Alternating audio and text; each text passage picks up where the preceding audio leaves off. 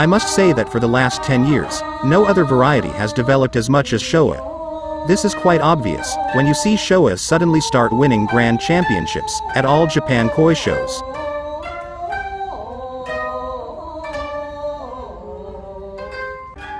To understand this variety, it is good to understand its brief history.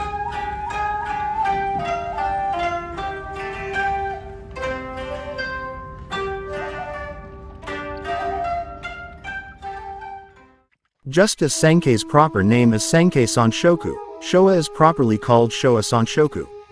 Sanshoku means three colors, it's referring to the koi's red, black and white. Showa itself is the name of the era of Japan's emperor from 1901 to 1989, when this variety was developed. To make it easy, we usually call them just Showa.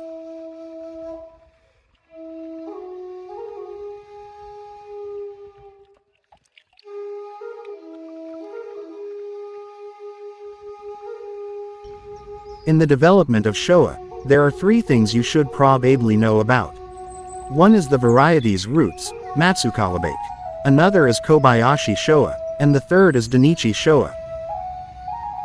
Mr. Jukichi Hoshino created the variety of Showa in 1929. It is said that he bred it from Matsukawabake and Ki Utsuri, two other varieties. And other breeders improved the breed's black sumi by strengthening the blood of Matsukawabake. Matsukawabake itself is a black-based koi with an unexpected change of black sumi pattern called henkasumi. It is very important to know that Matsukawabake is the foundation of Showa. It is because of this that Showa has such a dynamic black sumi pattern that changes. It was more than 30 years after the very first Showa by Mr. Hoshino that Mr. Kobayashi developed the famous Kobayashi Showa. He introduced Kohaku blood to this variety and developed brighter red pattern, better shiroji white ground, and lacquer black sumi on the body of Showa. His Showa was definitely epic making, and won the very first Grand Champion title at the All Japan Koi Show. Then, we had to wait for another 20 years, until Showa won the same title. The koi that won is the famous Danichi Showa. This koi is very important for two reasons. One is that Showa could finally have more shiroji white ground on the body. Since Kobayashi Showa, breeders have been trying to increase the amount of white area on the body. The other is that Showa could finally have the body and size to win the championship. Because in the pasti, compared to Kohaku and Sankei, Showa has a difficult time growing big and strong. But, what the difference between Showa and Sankei?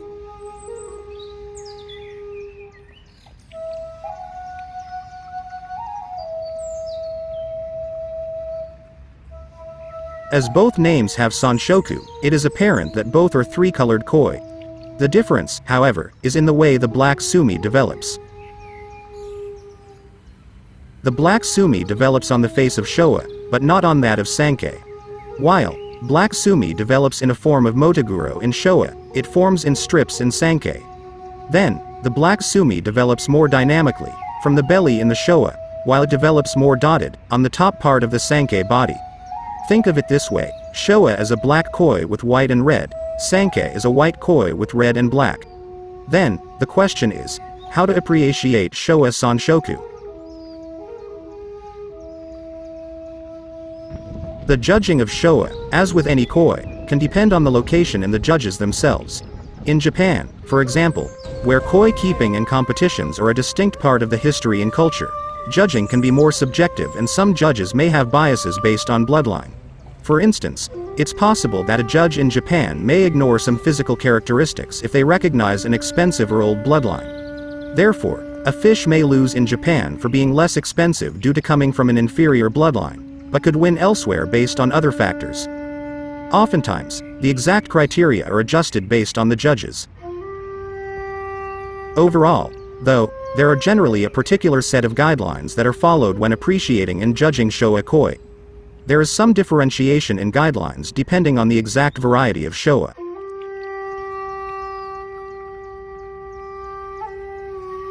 The same rules that apply to Kohaku and Teisho Sanshoku also apply to Showa. We'll go over them again below, and include any considerations unique to Showa. Of course, a showa should not have any abnormalities, such as missing fins, misshapen mouth, or bruises, unless they were accidentally caused during transportation. Showa showa should also not have any parasites, ulcers, or other forms of illness. And then, in showa, pattern symmetry is important. Symmetry is of perhaps the greatest importance. The way that the red and sumi are arranged from front to back, and side to side, should be balanced and fairly symmetrical, of course, not strictly symmetrical patterns, that only exist on one side of the spine, will lend a lopsided appearance, and less likely to be judged favorably. Patterns that are unique are also favored.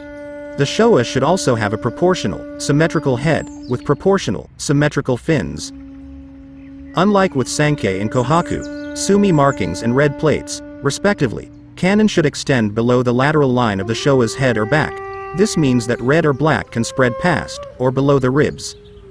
In fact, the sumi should appear as though it's wrapping around the fish's body.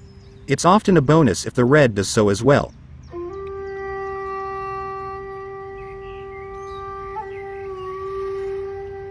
In terms of fins, it's preferable that showa have motogoro, or black markings at the base of each pectoral fin, that extend to approximately the first one-third of the fin, with the rest being white. Then, we should look at showa head. Showa koi must have, most importantly, sumi on the head. It's preferable for them to have all three colors on their head, and for the sumi to be in a menwear or hachiwear pattern, as discussed in previous video.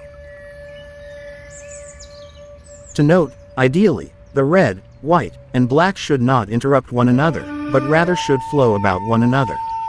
This is difficult to accomplish, though, as breeding-specific traits is unpredictable even amongst experts. Having some white on the head prevents the fish from having too dark or stark of an appearance, but again this factor is somewhat dependent on the judge and variety. Though not necessary, showa with sumi on their nose are often favored by judges.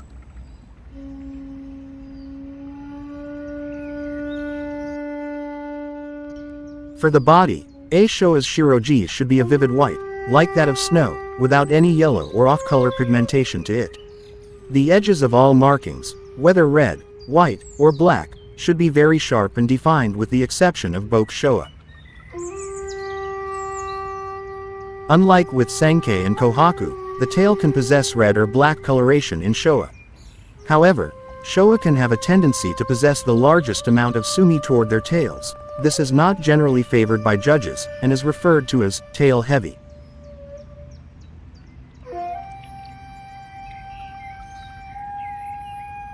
The exact hue of the red plates isn't as important.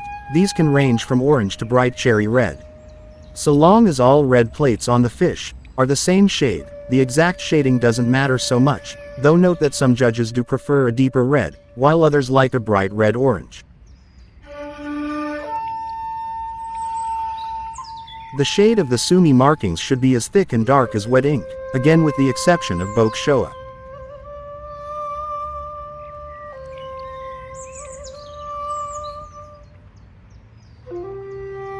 When buying a koi carp of any size, it is important to look for a decent body and head shape that are in proportion with each other.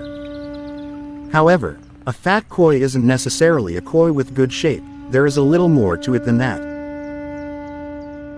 It is also important to bear in mind that showa don't usually have good volume at a small size, and that a showa will build its frame bone structure as it grows. Hence, buying a small shiwa koi will always be a little more difficult than buying a bigger 2 or 3 year old.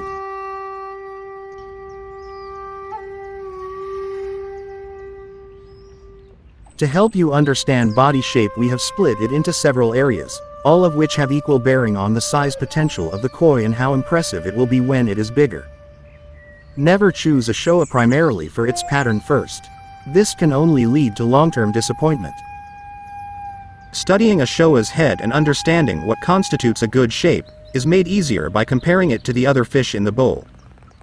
A good head will be broad and long, with a wide mouth, and the eyes set a good distance apart and not close to the mouth. It is quite common to see showa that have a narrow or short head, with the eyes being too close to the mouth. Such koi will seldom get big and should be avoided. Another aspect to look for is the underside of the cheeks of the Showa. The profile of the cheekbone should be free of defects. Also make sure that the gill covers follow the same smooth line as the overall head shape, and don't stand proud, bulge or flare outwards just before the body.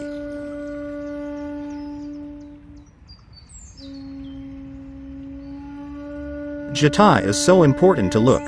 Jitai means height, and quite literally refers to the height of the body of the fish.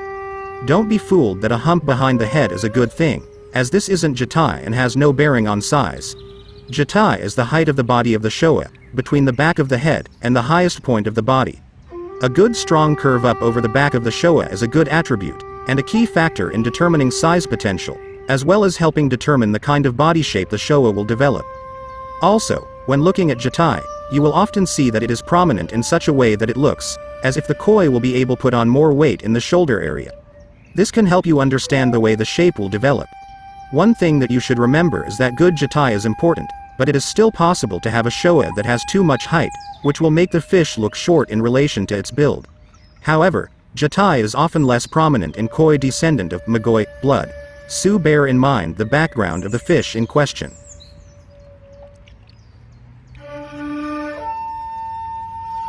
Azutsu is the tail joint, which should be thick and strong. However, in very small Showa, the tail joint will tend to blend subtly into the tail, making it somewhat harder to assess. In larger Showa, it is better to look for a thicker Azutsu. Another factor that needs to be watched is the depth of the tail joint, as a shallow tail joint can often make a female Showa look overly female as it grows, and will also make the tailpipe look too thin. Carefully choosing a Showa that has good Azutsu can help you obtain a koi that will keep a good, strong but trim body, as it approaches jumbo size.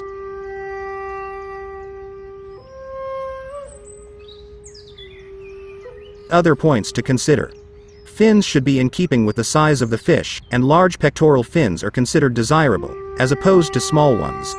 Large pectoral fins don't mean that the koi is male, and sexing koi from pectoral fin size is extremely inaccurate, particularly in small koi. Be certain that the pectoral fins don't have a twist, or curl, up or downwards towards the tips. Make sure that the tail is straight where it enters the body, and that it doesn't point off at an angle. The body line of the Showa must be straight, and the head must also be straight where it joins the body. Carefully choosing a Showa that has good Azutsu can help you obtain a Showa that will keep a good, strong but trim body as it approaches jumbo size. Your dealer should ask you about your pond before selling you a koi. It is important for you and your dealer's reputation that you buy a koi suited to your pond and keeping knowledge. There is no point in selling a high-class Showa with jumbo potential to a small, shallow, or unheated pond. You should also bear in mind that if you want to grow female koi, you will need a deep pond and, more importantly, better water than a pond for keeping males. Don't waste your money on an expensive high-class Showa with great potential, if your keeping skills and pond will prevent you from impressing yourself with your long-term results. Unfortunately, people in this country generally can't grow fish fast enough to learn from them. Try to learn about the benefits of soft water and other techniques that will help you grow your koi. However, it is important to keep things in perspective. You get what you pay for, and become very fussy after reading this article, then the chances are that you won't be able to find a koi that will meet your requirements. Cheap koi are always cheap for a reason. It may be because of a fault of some form, or perhaps the koi from small parents, and has been produced for the export market, or perhaps simply because the breeder knows that the koi doesn't have a great future. The most important thing of all to remember when buying a Showa koi is to ask about the parents. Try to be analytical but realistic when looking for your next Showa. Look for an overall decent package of attributes.